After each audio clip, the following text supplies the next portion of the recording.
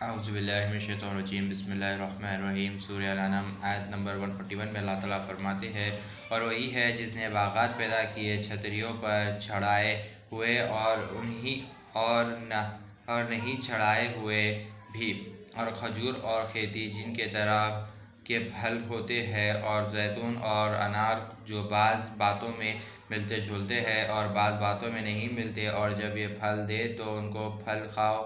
کے پھل کھاؤ، اور جس روز پھل توڑو اور کھیتی کاٹو تو اللہ کا حق بھی ادا کرو اور فضول خرچہ نہ کرو، کیونکہ اللہ حد سے گزرنے والوں کو دوست نہیں رکھتا۔ آیت نمبر 42 میں اللہ تعالیٰ فرماتے ہیں، اور مویشیوں میں بوجھ اٹھانے والے اور چھوٹے قد کے پیدا کیے، اللہ کا دیا ہوا رزق کھاؤ اور شیطان کے قدموں پر نہ چلو، وہ تمہارا کھلا دشمن ہے۔ آیت نمبر 143 میں اللہ تعالیٰ فرماتے ہیں، نر اور مادہ پیدا کیے، اللہ نے نر اور مادہ پیدا کیے، بھیڑ میں سے دو اور بکری میں سے دو۔ آپ ان سے پوچھئے، کیا اللہ نے ان دونوں نروں کو حرام کیا ہے یا مادہ کو حرام کیا ہے، یا جو بچہ دونوں مادہ کے پیٹ میں ہے اسے حرام کیا ہے؟ اگر تم سچے ہو تو مجھ سے بیان کرو سند کے ساتھ۔ آیت نمبر 144 میں اللہ تعالیٰ فرماتے ہیں، اور دو اونٹوں میں سے دو گایوں میں سے ان سے پوچھو، کیا اللہ نے دونوں نروں کو حرام کیا ہے یا دونوں مادہ کو، یا جو بچہ دونوں مادہ کے پیٹ میں ہے؟ کیا تم اس وقت تھے جب اللہ نے اس کا حکم دیا تھا؟ تو اس سے زیادہ کون ظالم ہے جو اللہ پر جھوٹا بہتان کرے تاکہ لوگوں کو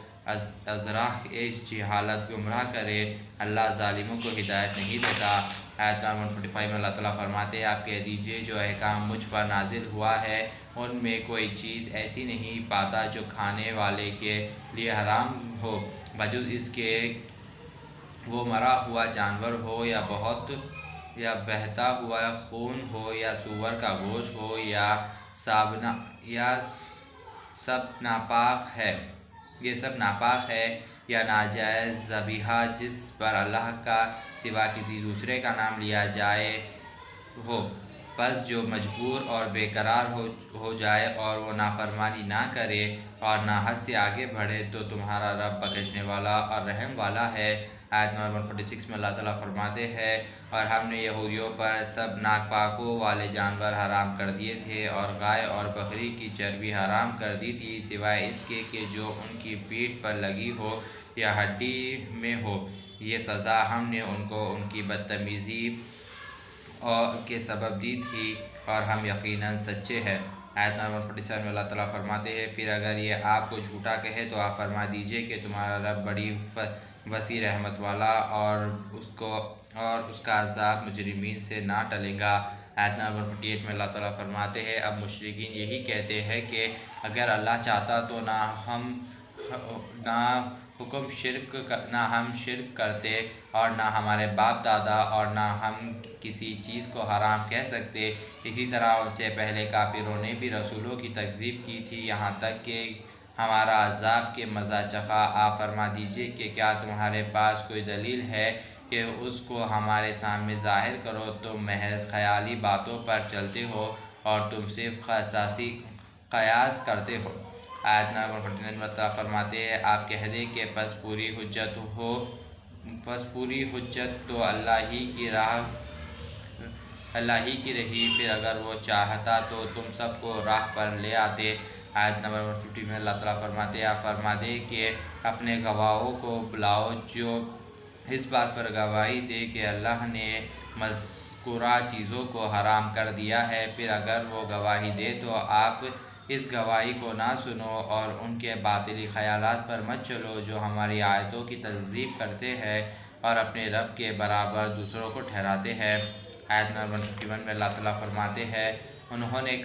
سے کہو، آؤ اب میں تم کو بتاؤں کہ تمہارے رب نے جو تم پر حرام کی ہے، اللہ کے ساتھ کسی دوسروں کو شریک نہ کرو، ماں باپ کے ساتھ اچھا سلوک کیا کرو، اور اولاد کو مفلس کے سبب قتل نہ کرو۔ ہم ہی تمہیں رزق دیتے ہیں اور بے حیائی کا بے حیائی کے نزدیک بھی نہ جاؤ، وہ ظاہر ہو یا خفیہ ہو، اور اس جان کو قتل نہ کرو جسے اللہ نے حرام کیا ہے۔ یہ تم کو تکذیب حکم ہے، تاکیدی حکم ہے تاکہ تم خوب سمجھ لو۔ آیت نمبر 52 میں اللہ تعالیٰ فرماتے ہیں، اور یتیم کا مال کے پاس بھی نہ جایا کرو مگر اس طرح کہ بہتر ہو یہاں تک کہ وہ بالغ ہو جائے، اور ناپ تول پوری کرو، انصاف کے ساتھ کیا کرو۔ تم کسی شخص کو اس کی طاقت سے زیادہ تکلیف نہیں دیتے، ہم کسی شخص کو اس کی طاقت سے زیادہ تکلیف نہیں دیتے، اور سب تم بات کیا کرو تو انصاف رکھو، چاہے وہ رشتہ دار ہی ہو، اور اللہ سے جو عہد لیا ہے اسے پورا کرو۔ یہی باتیں ہیں جس کا تم کو تاکیدی حکم دیا ہے تاکہ تم خوب سمجھ لو۔ آیت نمبر 53 میں اللہ تعالیٰ فرماتے ہیں، اور یہ دین ہی میرا راستہ ہے جو سیدھا راستہ ہے، اور اسی راہ پر چلا کرو، اور دوسری راہوں پر مت چلو کہ وہ تم کو اللہ کے راستے سے جدا کر دیں گی۔ یہ حکم بھی تاکیدی ہے تاکہ تم ڈرو۔ آیت نمبر 54 میں اللہ تعالیٰ فرماتے ہیں، پھر ہم نے موسیٰ کو کتاب دی تھی جس سے اچھا عمل کرنے والوں پر ہماری نعمت پوری ہو اور سب احکام کی تفصیل ہو جائے، اور رہنمائی ملے اور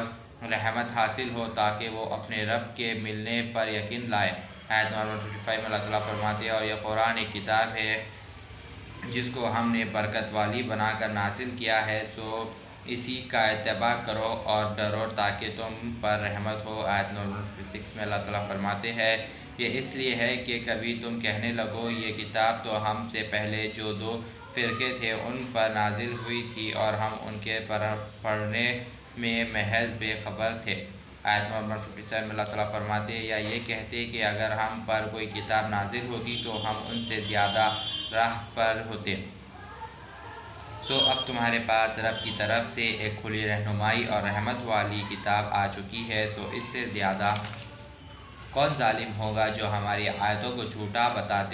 بتائے اور اس سے روکے۔ ہم جلد ہی ان کو جو ہماری آیت سے روکتے ہیں اس روکنے کی سخت سزا دیں گے۔ آیت نمبر 58 میں اللہ تعالیٰ فرماتے ہیں، یہ محض اس بات کا انتظار کر رہے ہیں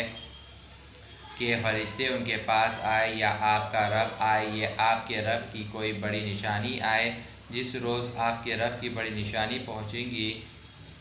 کسی ایسے شخص کا ایمان اس کے کام نہ آئے گا جو پہلے سے ایمان نہیں رکھتا تھا یا ان سے اپنے ایمان میں کوئی نیک عمل نہ کیا ہو۔ آپ کہہ دیجئے انتظار کرو، ہم بھی انتظار کر رہے ہیں۔ آیت نمبر 59 میں اللہ تعالیٰ فرماتے ہیں، جن لوگوں نے اپنے دین کو الگ الگ کر دیا آپ ان سے کوئی تعلق نہیں ہے، بس ان کا معاملہ اللہ کے پاس ہے، پھر ان کو ان کے اعمال سے خبردار کر دیں گے جب وہ اللہ کے پاس جائیں گے کہ وہ کیا کرتے تھے۔ آیت نمبر 60 میں اللہ تعالیٰ فرماتے ہیں، جو نیک کام کرے گا ان کو 10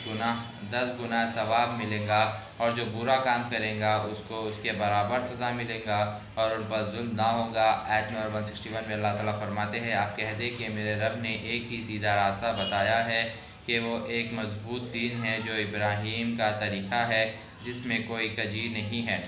اور وہ مشرکین میں سے نہ تھے۔ آیت نمبر 162 میں اللہ تعالیٰ فرماتے ہیں،